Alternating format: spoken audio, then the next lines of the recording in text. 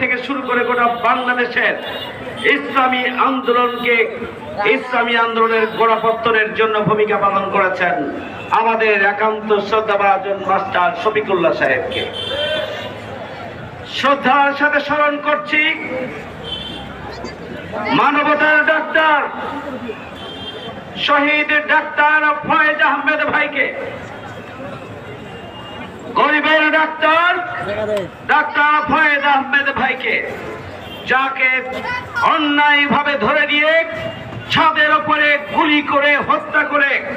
তার মৃত্যু নিশ্চিত করার জন্য ছাদ থেকে নিচে ফেলে দেওয়া হয়েছিল, নির্মমভাবে হত্যা করা হয়েছিল। আমরা ধিক্কার জানাই ওই তাহের বাহিনীকে, যারা ইসলামী ছাত্র শিবিরের কেন্দ্রীয় কার্যকরী পরিষদের সদস্য,